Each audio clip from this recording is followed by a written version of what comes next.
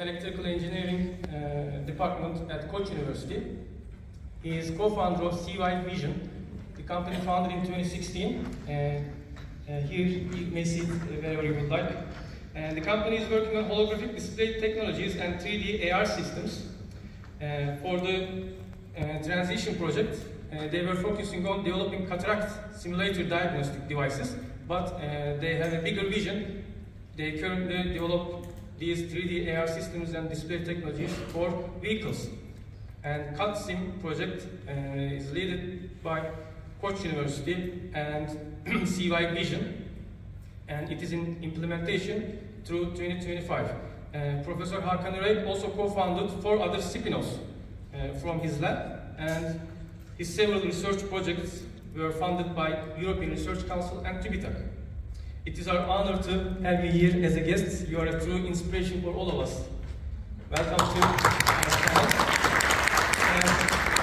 next, we have as a researcher, entrepreneur, scientist, and you have more than 60 patents, and all of them were licensed to companies, and you also commercialized some of them, and you founded CY Vision as a university spin-off. As a professor, but you actually had a startup career when you graduated from your PhD in Silicon Valley.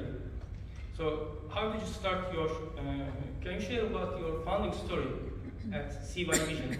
How did you develop project idea? How did you build your consortium? Can you share some secrets about getting the funding from the EIC? Thank you for the generous introduction. I'm happy to be here. So where should I start? Actually, for the grants, a lot of people I think looking into EIC Accelerator scheme here from the questions. That's what I understand. Eventually, what I ended up getting is a transition grant. There are a lot of similarities, of course, but rules and things are quite different. So later, maybe I'll tell you about the transition scheme and how we prepared. But my entrepreneur journey started when I started working for a startup company. After my PhD, I worked in the Seattle area for about 5 years. Then I returned home, became academic at Koç University. I've been there past 20+ years. But once you work for a startup, get in that environment, it's like a virus in your blood. You start thinking every project I do, always think about patents, whether something applied could come out of it, whether we could commercialize it. So it's, that thought was always with me along the way, and for first 10 years or so, after I became faculty, I encouraged my students who were completing MS, PhD, thesis degrees to start something perhaps jointly or on their own with my full support and so forth, but I was not able to convince anyone. They've all looked at their professors, with their PhD. Typical profile is, undergraduate degree from one of the good schools in Turkey, then PhD degrees from good schools abroad, and after maybe some postdoc degree, they return and become an academic faculty in Turkey. So that was the model set for everyone, but things changed actually in 10-20 years. And there's a lot of good research that can be done in Turkey, and funding is obviously essential. One of the great things that happened after 2005-06 era was this, European framework projects. As we got involved more and more, there are the new ones coming and emerging, but that opened up a lot of opportunities, new funding, and that way I was able to grow my group to quite a large group along the way.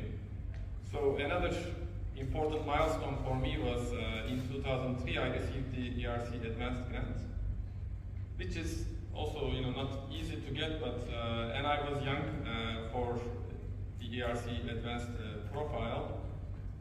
But I was thinking, okay, I don't have such a super publication or citation record, but I thought I have a lot of patents, that's got to be worth something.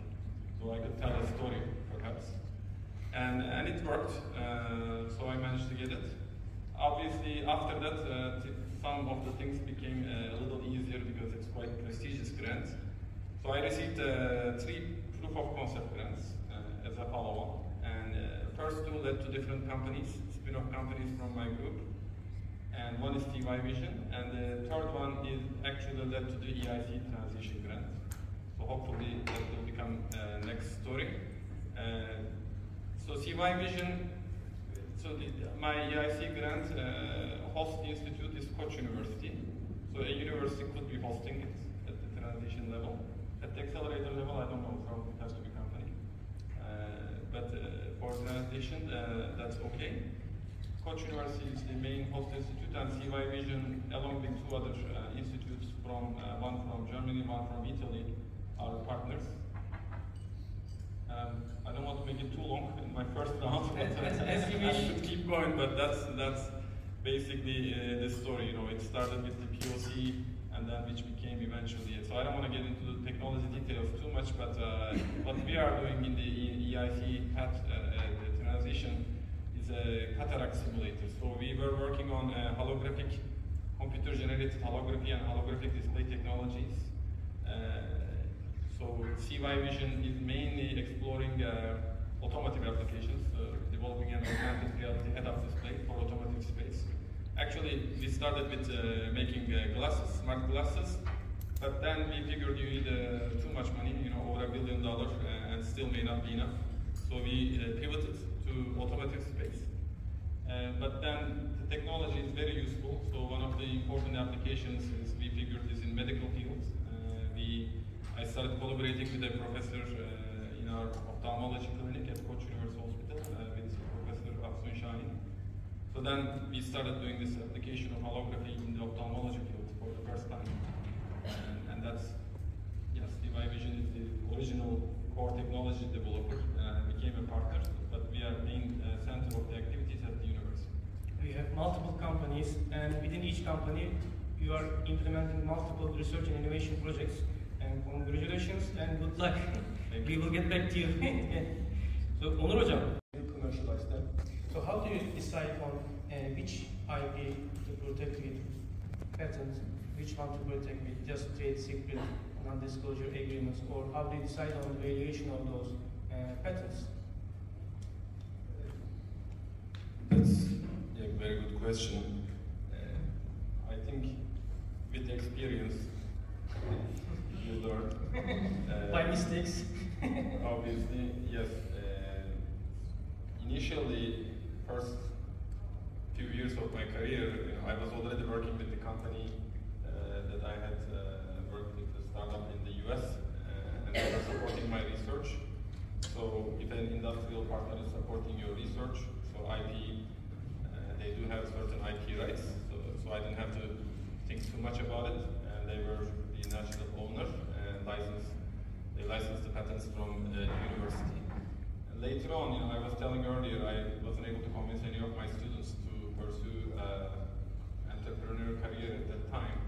It wasn't a fashionable thing, but eventually I decided to do it. And for my ERC project, for instance, I applied for something like 13 patents, and for about 6 months, I only worked on patents. You know, and that was a huge portfolio at the beginning of the project. I thought before I get into this project and I start publishing anything, I gotta write down all the ideas, refine them, and I had a few key people around me also helping.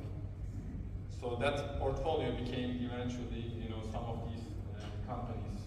So depending on the application and what made sense at that point, I divided them. And TTOs are quite knowledgeable at the moment, but at that time, 10 years ago, they did not have much experience about how to license and what to patent and what not. Basically, I had to do a lot of the things, you know, for the first time. Even for Koç University TTO, they are very experienced at the moment, but at that time it was just initial phases, they didn't know much. So all those things made it more difficult. How to license, whether to you can actually transfer it to the company or it has to stay at the university, what the terms will be, and so forth. But along the way, we all learned, and I went around, asked my friends, mainly in the US, how they do it at their universities. They all had startups. So when I pronounce things like, oh, university should not get, should only get a single-digit equity, there was initially a big reaction. The whole thing is developed here. How come the university's share is so small? But then, yes, that's how it should be, and people learn it, and you look at the examples. That's how Silicon Valley works, and so forth. So now, everyone has these standards and good understanding also in our technology transfer offices around Turkey. Yeah, I think each company's startup story is quite different. So I don't have a set formula that I copy paste and apply to each one. But one interesting coincidence is I also happen to work with my brother in the EIC project. So I don't think it's a requirement, but